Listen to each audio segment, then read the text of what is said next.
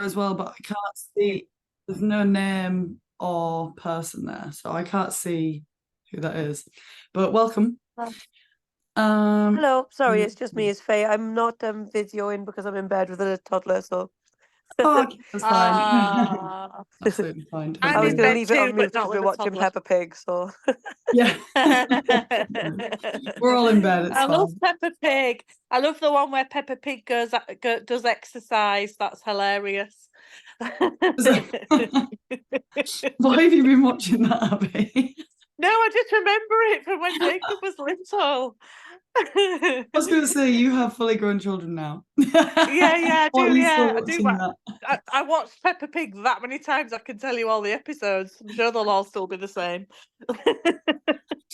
Probably. Right, I'm just going to share my screen somehow at the bottom. Where does it say? Doesn't even look like me. Which one is it under? Does anyone know? Oh, share screen. Yeah, the arrow. It's next to reactions on mine. I don't know if that's the same. Got it. Right. Can you all see that? Pinch out for a bigger view. Yeah. Perfect. Right. Okay. So I've put like a little bit of a document together on the back of what everyone filled in on their check-in, just because I thought it'd be really nice to share with everyone how everyone else is getting on as well. Obviously, I've not attached names to any of them, but it's just to know that everyone else is going through the same questions, struggles, etc. as well. So I wanted to start with the weekly wins this week. So completed 4 workouts in full, not bad considering first week back and only 2 weeks tomorrow since blood transfusion. Like, that is insane. Well done. 3 out of 5 workouts with a muscle strain, whereas I would have previously have given up. So absolutely amazing that you've done 3 instead of you'd have usually done 0 if you've got a muscle strain. I do know who wrote that one, by the way. I have given her alternatives, and I'll talk later about strengthening the shoulder as well. Staying active on holiday, not beating yourself up about it, having a kitchen disco every night while cooking dinner this week. Love that one so much. Like, it's all about those little bits of neat that you can get in and make it enjoyable. Like, that's the whole point of it. Only went out drinking on Thursday night. Did all 5 cocktails. No, that's not what. Did all 5 workouts. Not all 5 cocktails. I wish all 5 cocktails. Smashed my first one-to-one mentoring coaching session with the leaders I'm training. So proud of myself. Like, oh my gosh, such a win.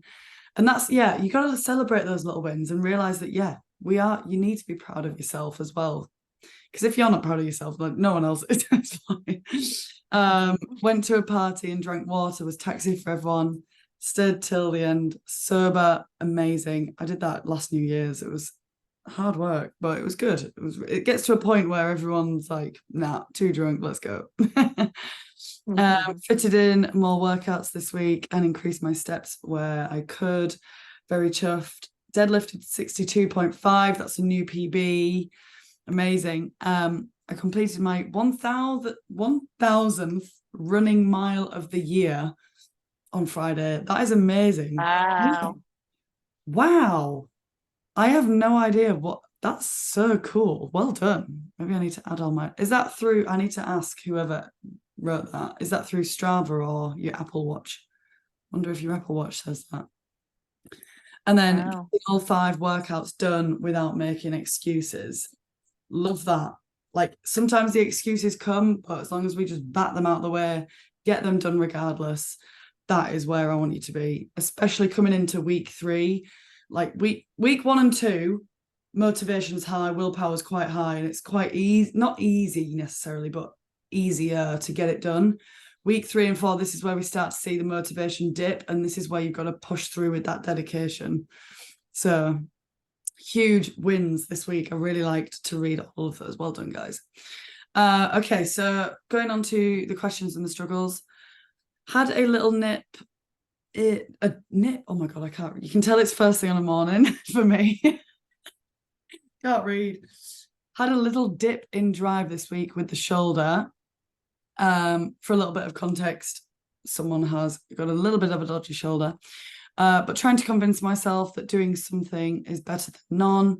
Think I need to focus on motivation and routine. Absolutely, yes. So I've written, so this document is going to be uploaded into the resources section of the app. So if you wanted to read through any of this properly, the black is what you guys have written, and then the pink is me sort of responding to it, and I'm going to talk over it as well. So you can always have those answers there without having to try and find it in this Zoom call. So let me know if that's a good way of doing it. Still just trying out different bits of what I think is going to be most beneficial to you guys. This is understandable. The task of working out has become harder. Yeah, so when we're trying to build a habit, the easier you can make the habit, the more likely you're going to do it, the more likely it's going to turn into a habit. Whereas if you've got a dodgy shoulder, it's inevitably harder, which is always, you're going to make it harder to install the habit.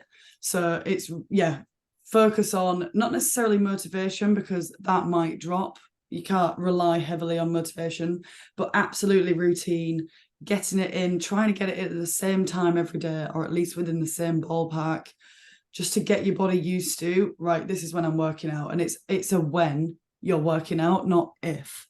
The minute you reframe that, and it's like, no, I'm going to do it then because I need to do it at some point. It's not if you're going to do it, it's when you're doing it. So that's a great way to reframe that as well.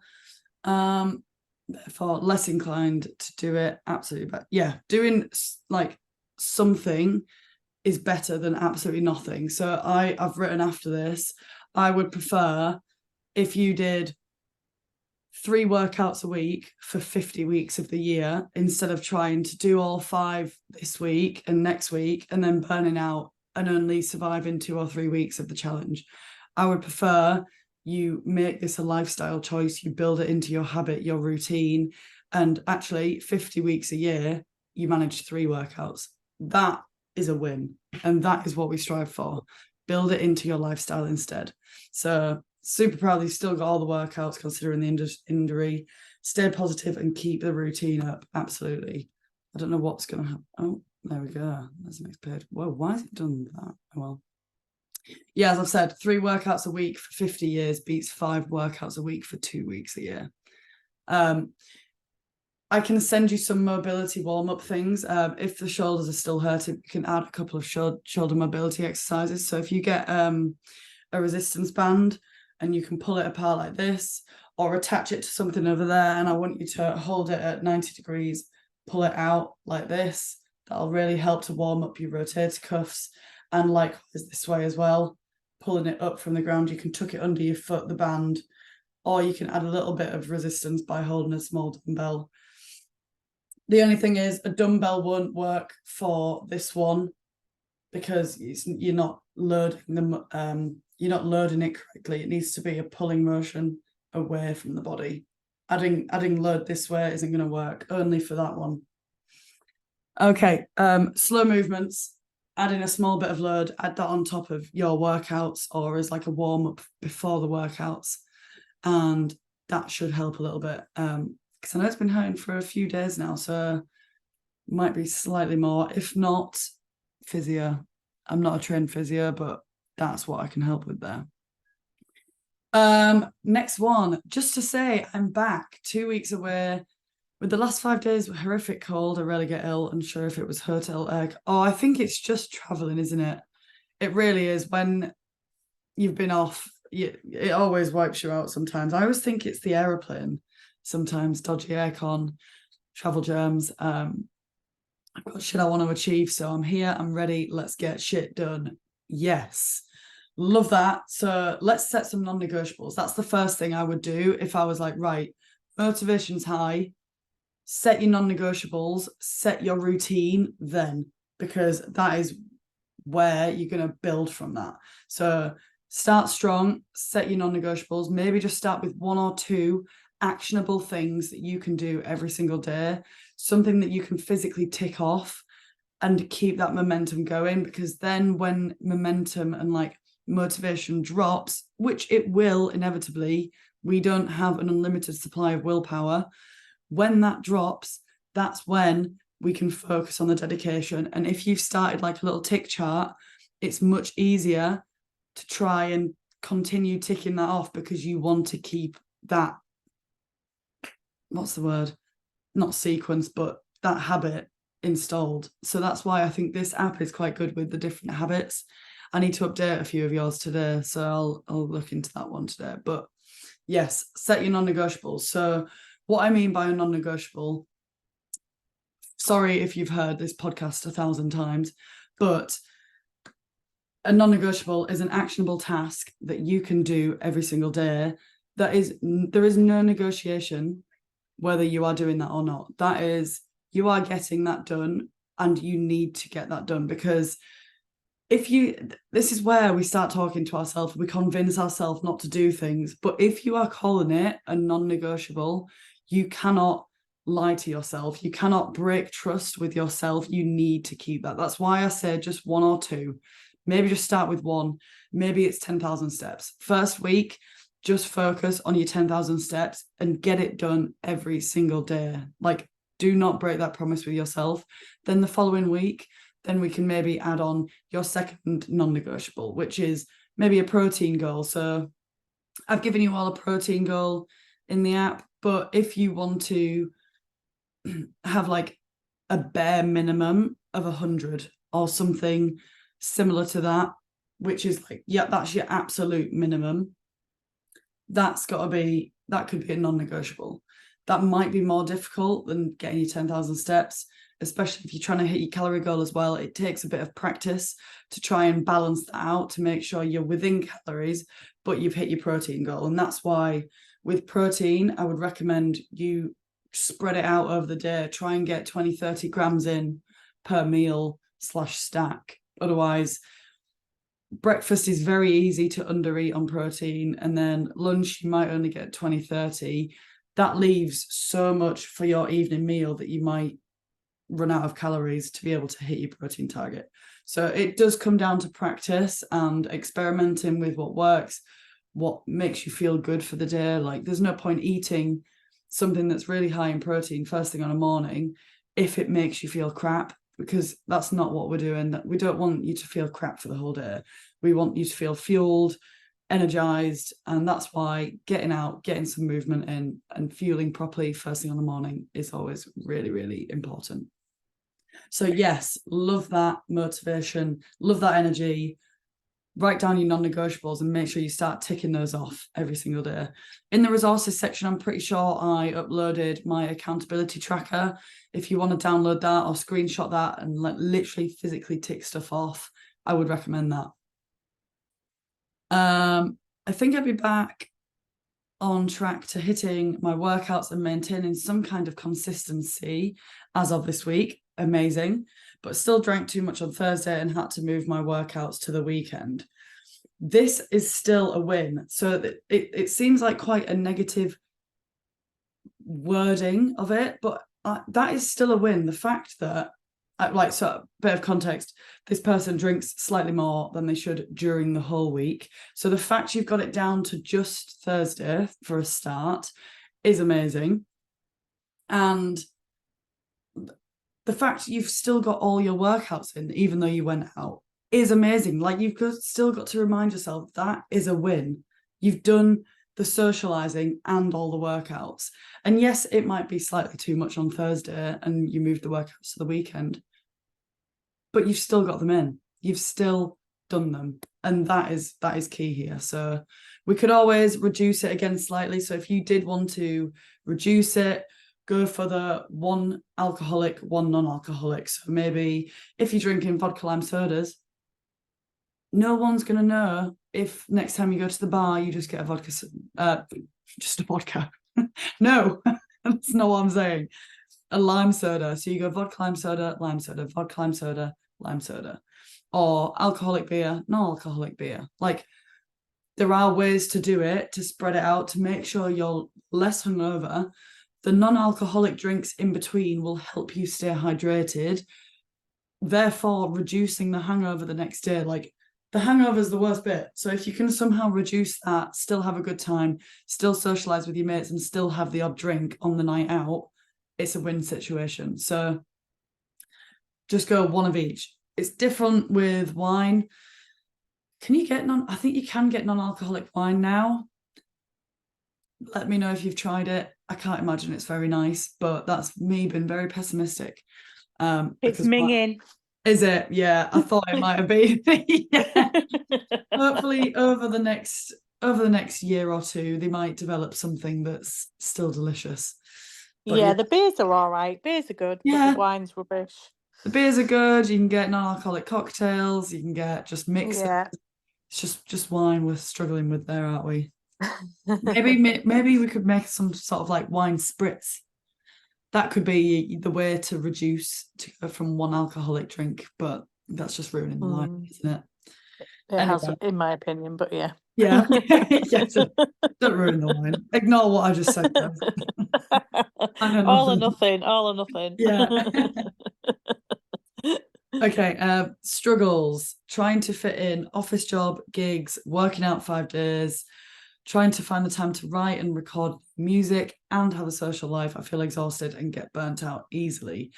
Yes, that is intense, especially 9 to 5 job, gigging multiple times a week, writing new music as well. And that's the crucial bit where if you have 1 or 2 days where you're hungover, you are wiping out, oh God, I was going to do quick math then, that's not going to go well, 20-30% of your working week. Like, that's not good, especially at weekends when it might be when you're trying to squeeze the rest of the workouts in, record new music, have a social life.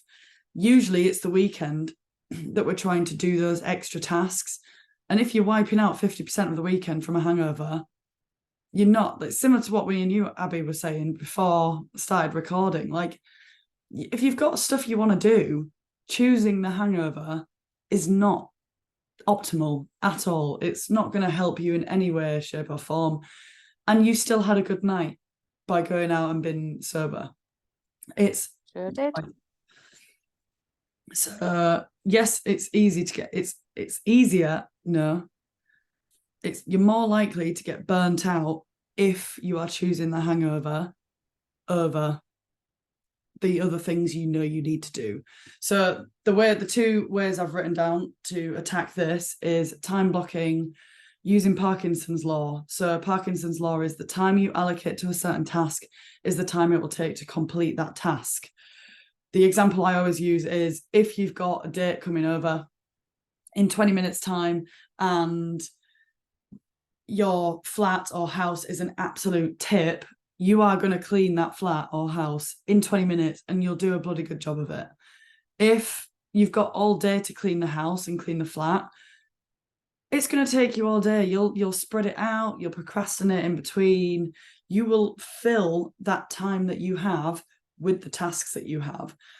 And actually, it's I have never resonated with this so much in my life. I have gone from a full-time site engineer working 50 plus hours a week, plus running my business, plus working out 5, 6, 7 times a week, still trying to have a social life, meal prepping, doing all that, to just exercising and working on my business. Like, I've got an extra 50 hours a week that I am not filling like with good stuff, like not necessarily bad, but so much procrastination creeps through. Like, I've got too much time now, if anything, that actually my productivity is way less. And it's amazing looking at this law. It's so true. It's never resonated with me so much that when I was writing this down, I was like, right, I need to sort this out. I'll show you my, this is sort of what I do now. I don't know if it's going to look good on the actual this, but this is the sort of thing I'm dealing with at the moment. So this is how I'm time blocking. Oh, it's not going to work. It's blurring you out. But there. And then I literally tick it off like that. That's how I have found is working for me. Some people I know use Google Calendar, any form of accountability chart, any diary, you can write it down, something you can physically tick off, I would recommend, and time block it. So set yourself times to get that task done in that certain time and set a deadline, and then book something in like a call like this, maybe I'm interviewing someone on a podcast, always slot those in throughout the day, so you know you've got to be accountable to that time. So if you want to fit in something before that, you've got to get it done. So it's setting yourself mini deadlines throughout the day, things that you can physically tick off. That's the best way. I would definitely recommend trying to fit everything in, especially when it comes to meal prepping. I used to do that on a Sunday. It used to take me 2 hours, walk to the shop, do the food shop, walk back, meal prep, breakfast, lunch, done. And then usually cook dinner and make 2 or 3 portions. And then that sorts me out for Monday, Tuesday, when I was always extra busy. Like, always cover yourself on the days that you know you're going to be extra busy. So if you know you've got a long day in the office, or if you know you've got a gig that night, make sure you've meal prepped for that night. When I say meal prep, I don't mean you've got to do all meals for the whole week in one go. But so Monday might be quite relaxed for you, so maybe you do an extra portion of extra portions of food while you're cooking on Monday, because you know Tuesday, Wednesday, you've got a long day at work, so you usually just grab something on the way home, or you've got a gig on the Wednesday night, so maybe you get stuff out, which is sometimes nice. So make good choices if you do choose that option. But also, if you've meal prepped, have a quick meal before you go out. Done that. So definitely use time blocking and spread it out if you need. And morning routine, I cannot stress this one enough. This is how I manage to fit everything in. If you've got a good morning routine, it will set you up for the whole day. Like fresh air, movement, and fuel. Fill your cup up first before you try and serve other people and try and tackle the day. So that's probably why I've messed up so much on this already, on this live, because I haven't got any fresh air yet. I haven't got any movement in yet. I've no fuel. I'm literally woken up. But that is not me complaining. It's just me having to rearrange my morning routine. I've not quite got one down yet since being here, because the weather keeps totally throwing me off. Like, it rains a lot here. I'm not even exaggerating. I think it's rained the same amount of days that it's been sunny. It's bizarre. I'm not ready for it at all, but it's fine. Skin's waterproof. My microphones are not waterproof though, so I can't film workouts. So that's what keeps getting thrown around. But if you know that you have quite a set week ahead of you, make sure you do have a good morning routine. Get your movement in as soon as possible, because once you've done it, get it over with in the morning. You don't have to think about it for the rest of the day. And then if you do get invited out to a social event and you've already meal prepped, you're sorted. Like, you've done your workout, you've done your meal prep, you can eat well and still go out and see your friends and socialize and not feel guilty, if you will, for going out and not getting your workout in and eating out more. Okay, just gonna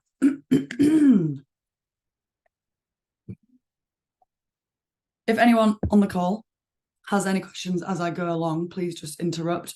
I don't mind at all. Or any further shares. So next bit, Louise has, this was really nice. I did not see this coming at all. A bit of a testimonial just in there in the bottom section. Louise has really started to help me move my body, and I realized I don't need to starve or deprive myself to lose weight. I'm not even solely focused on losing weight aspect in this challenge at all. More on creating good workout routines, strengthening my body, and finding better, healthier habits. If I lose weight, that's a plus, but I really just want to feel better with myself, which I feel I'm already starting to already, even just 2 weeks in with Louise's help. That is why I coach. That is absolutely amazing to read. Like, I almost not quite brought to tears, but I did get very emotional. I had to read it multiple times to be like, that is amazing. That's the impact that I want to make. Like, it's not just about the weight loss. I feel like with these sorts of challenges, it's fat loss is like the main bit on the title, but what you get from it as a byproduct of the rest of the challenge is what counts. And that's the stuff that you're going to take forward into the rest of your life. And that's the bit that I love. So thank you so much. That was amazing to read. Like, creating a good workout routine, strengthening your body. Like, I put a post on the other day because someone was oh, it might have been last night actually, because people keep asking me what I'm training for, because it probably looks like I'm going mental on the training, which I am, but I like trying out new things. But training for nothing, just ready for anything. And if not, just ready for life. Like, simple things like walking the groceries home. I live at the top of a hill at the moment, and if I didn't have these big shoulders, I'd have to do 2 different grocery trips, because by the time I've carried my week's worth of shopping up those hills, my shoulders are pumped. And like, being able to go for runs, like one of my new friends did a calendar club challenge. So she was doing back-to-back marathons on the skier and rower. So I subbed in a couple of the days and I rode a marathon, I skied a marathon, which is just bizarre in my mind. I'm like, wow, that, like, I sat on a rower for 3.5 hours. I pulled that ski machine for 3 hours, 50 minutes or something. And it's like, that takes a certain mindset, first of all. But yes, your body has got to be at in a certain place to be able to do that in the first place. But yeah, it definitely comes down to mindset as well. But that's the sort of thing, like, to support your friends. Like, I would not have done that on my own. I am not that mental. Like, I did that as pure support for her, and it makes a good video as well. But yeah, absolutely, that's the impact I want to make, and train to feel good and strengthen the body and just to feel your best. And yes, fat loss will come as a byproduct of that, and that's amazing too. Tips for staying warm when running in winter. Okay, so really crucial. I've hurt my knee a few times previous winters. Maybe that's why I moved out here, who knows. Because if you just set off if you're cold, that's going to really potentially injure you. So definitely a good 5 to 10 minute warm up. I should have uploaded one in the on-demand section. If not, I'm going to check that along with the shoulder mobility stuff. So I can upload those. If not, I can film some today. Time block it.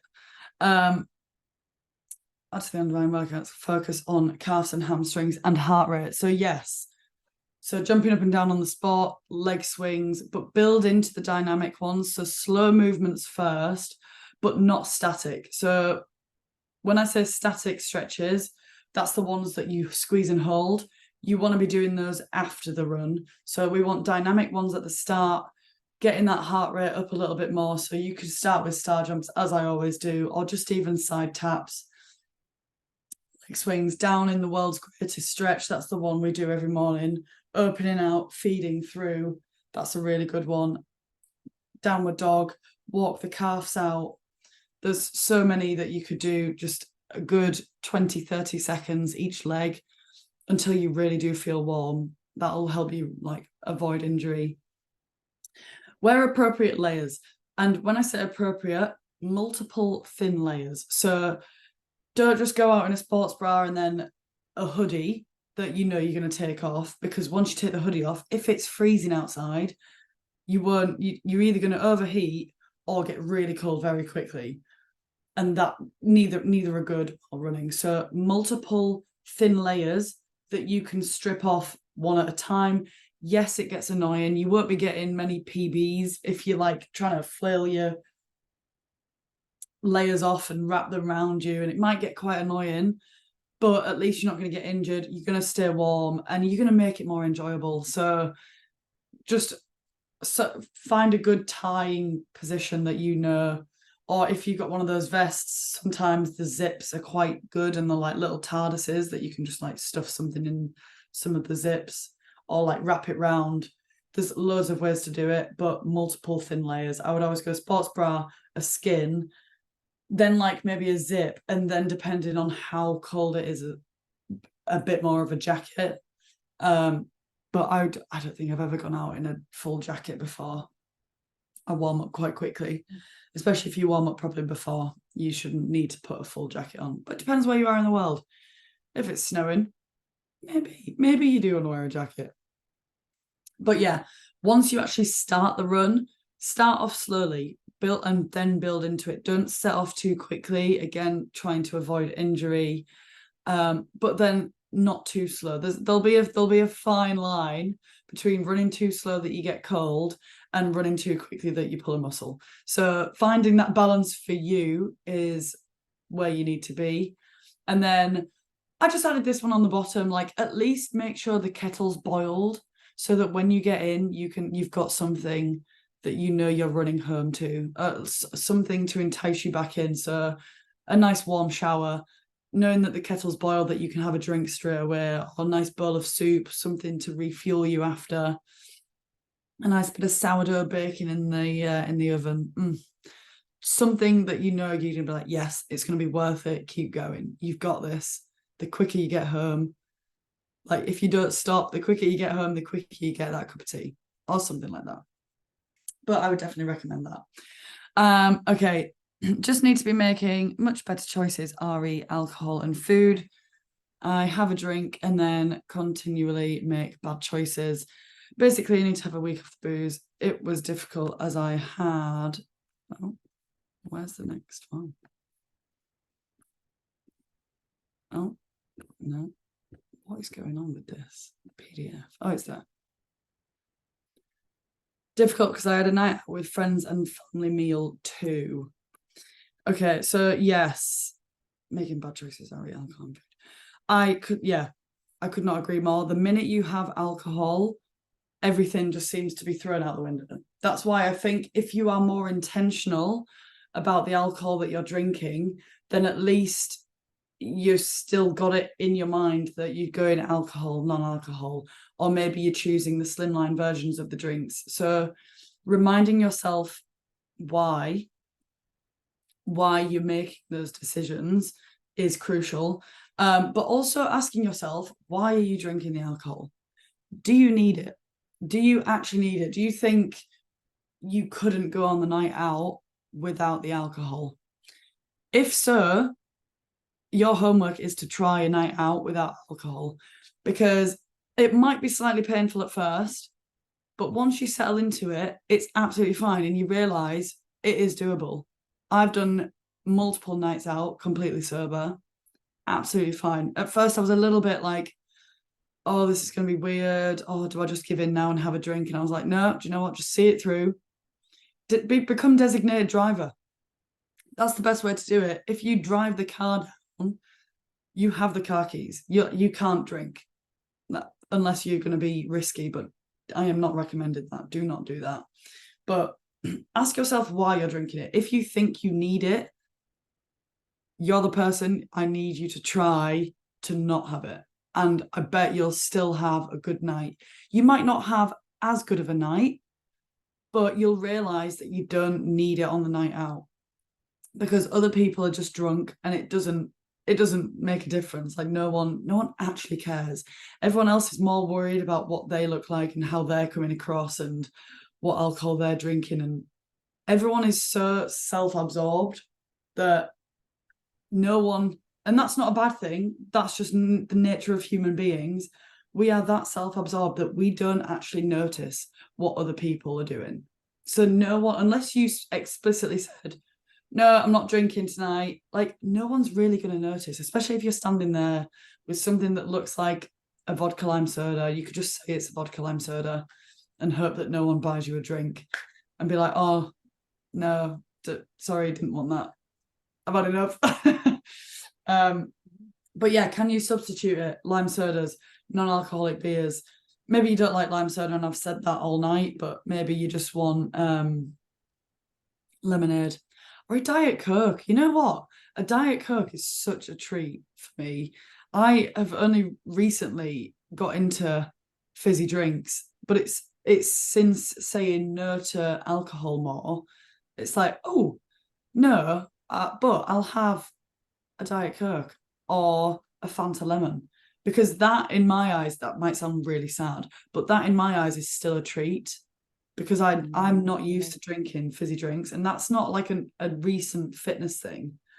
Like even before, like as a kid, I didn't really drink much juice or fizzy drinks. I was mainly water and hot chocolate. Like that was and milk.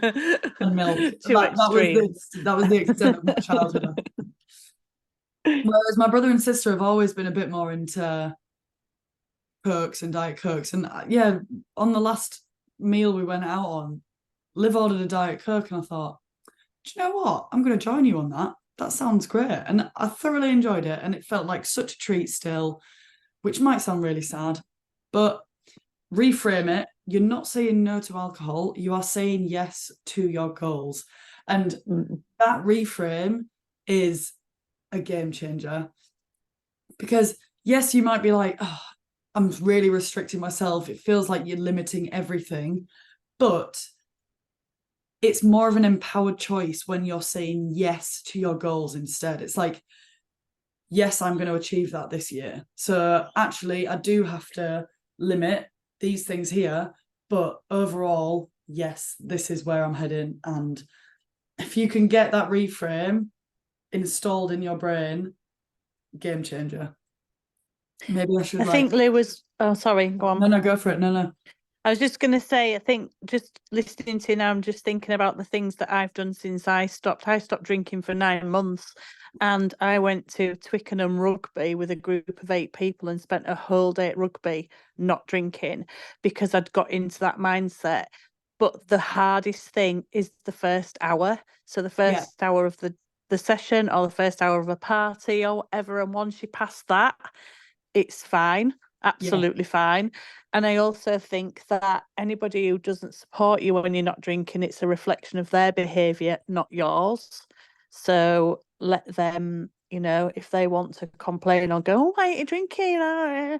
Then it's because they can't stop and you can, usually. That's something I've come across. And the other thing is as well, like, it's the habit. I got into a really bad habit of being so excited on a Friday tea time that I'd finished work, and I found myself going straight to the fridge for a bottle of wine. So, which is like, and then I thought, why am I doing this? And it just become that like, yeah, it's Friday, I can have a drink, but I didn't really need one. So I got my wine glass and then filled my wine glass with fizzy water. Yes, and it was the action. It was the action of using the glass and that drink, that it wasn't actually the drink. So it was just small things like that, and I just thought, oh, I'll just tell you that because it's just things that have worked for me and they might work for other people. I don't know. Yeah, absolutely. I love the wine glass idea. I know someone who used to do exactly the same with gin and still have the slimline tonic, or like maybe it was a nice flavoured tonic, but they would still have it in their gin glass with the same fruit and ice as if they were still treating themselves to a gin. But you get the same enjoyment out of it. You just don't get the hangover or the calories. Yeah. So sparkling water in a champagne glass, it's the way forward. Yes. Love that. Sitting there with your wine flute. Like, don't tell everybody. But no, that's the beauty. Yeah. And when I used to go out with towards the end of me being on site and construction, I did choose a lime soda over having a Guinness or whatever with the guys, which I thought was fine. But the amount of them being like, oh, that'd be boring. And it's like, it makes you want it less. Like, yeah, it does. I'm not going to give in to that now because you've been a dick. Like, yeah, absolutely. And I always used to think like, sometimes I ordered a shandy instead. And it's like, oh, what are you getting a shandy for? And I'm literally like, I am half the size of you. If you want me to be here for the full duration of the party, like, these are men on site we're talking about. And if I'm keeping with you guys, let me have the shandy. All right. Otherwise, I'm going to be on the floor in about 2 hours. So. And also, if they say, what are you having a shandy for? I say, what are you having a beer for? And I bet they can't answer. Exactly. Yeah. And actually, I enjoy drinking shandies more. So yeah, I know. It is. We do give in to other people. Oh, I love a shandy. Yeah, I love it. What are you going to say? We give in to... Oh, you've muted yourself, Abby. You give in to the peer pressure. Oh, yeah. Always. Sorry, I was saying you give in to the peer pressure. of that, you know, and actually I'm the opposite way because I don't like doing as I'm told. Yeah. So if somebody says, Yeah, me if too, I can't actually. tell, yeah, I've noticed. Tell me, oh yeah, you've got to have a drink. It's like, right, I'm not having one now. But if Yeah. somebody says to me, I don't have to have a drink, I'm like, what do you mean? Oh, I know I don't have to, but you know I what? know I don't have to, but I might want one I now. might want one now. I love that. Yeah. Oh dear. Did you have any more questions? Lovely insights. I really liked those. So yeah, I'll add those to the list. You had another question. Okay. Not quite. My own other questions are with the moving away from this list now. Just some of the questions to bring to the session. Yeah, yeah. Yeah. One question was, it's a bit random actually. It's I've had the most beautiful spicy harissa sausages for tea. Oh, Specially selected sausages. I only had 2 because the calories were high.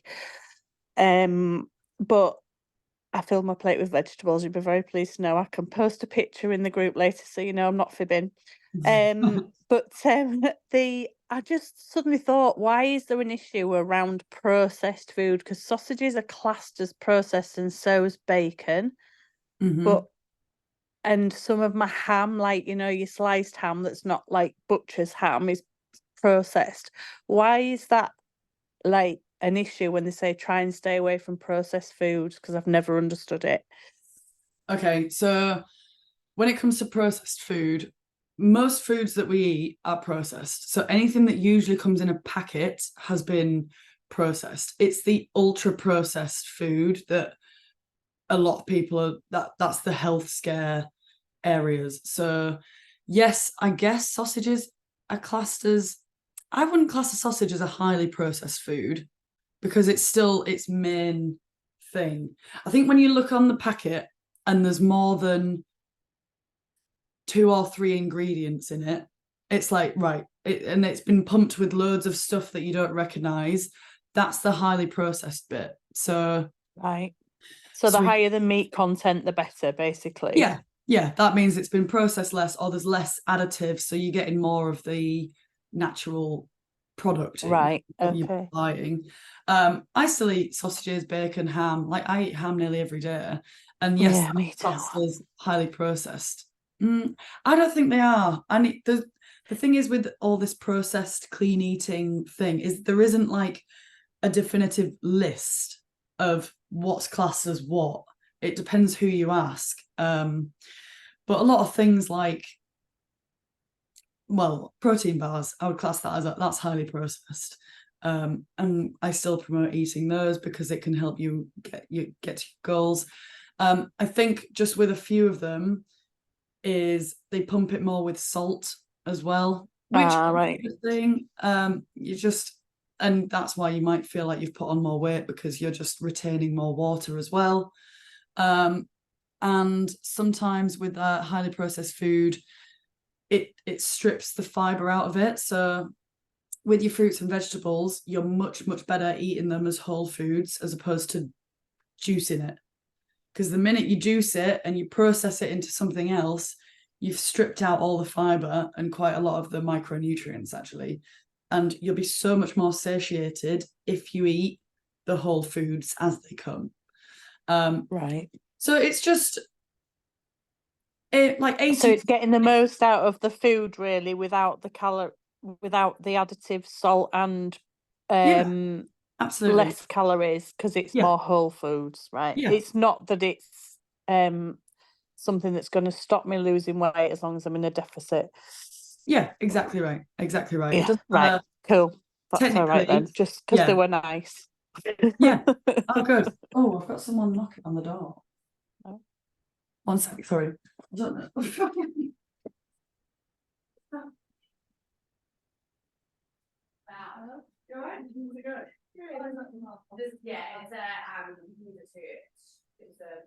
massage up. Oh, fab. Oh, thank you. Very nice.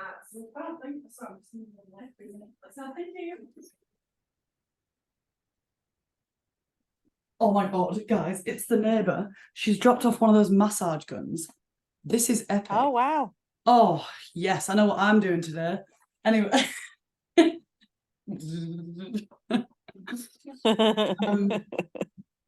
Yes, does that make sense? I could do a bit more research into the processed, non-processed foods and try and come up with a bit more of a list. But generally, whole foods 80% of the time, 20% of the time, eat your donut, eat your cookie, or whatever. Yeah. Yeah. Did you have Okay. anything in particular, or is it mainly just like sausages, bacon? No, it was just that I'm trying to eat like proper chicken and pork and steaks, and been like good with the meats, and then we'd got some speciality sausages, and I thought, oh, really, I don't want to eat chicken. I really want to eat a sausage, and I thought, but I don't know if I can because they're processed, but I have because I Yeah, wanted them. yeah, everything in moderation. Like, just don't eat all 10 in the packet, because that's No, just 2. yeah, absolutely. Yeah. And what was the But protein like? Pardon? What was the protein like in them? 37 grams out for 2. Oh, absolutely fine. Yeah. Not bad, is it? You're I in, yeah. didn't In think it was fact, that you're bad. enjoying it. It's a bit of a treat. You got your Yeah. protein in there. You're within calories. Absolutely Yeah. fine. Yeah. I think it's just it freaked me out because ages and ages ago, when there was that whole like body type, because I'm an endomorph mainly, and it was Yeah. like, oh, endomorphs shouldn't really eat processed food because they carry fat quicker on the stomach, which I do. And so you get to that point where you get that much information that, You don't and know then what you get, to- oh, as long as you're in a calorie deficit, you're absolutely fine. Oh, well, not for you because you'll store fat more, and not for you because you're over 50, and not for you because you're menopausal, and not, do you know, it's like, for God's Yeah. sake, where does it all stop? It's yeah. So the way that I like to think about it is with that sort of stuff. So if you're like categorized in a certain place, it does still come down to a calorie deficit.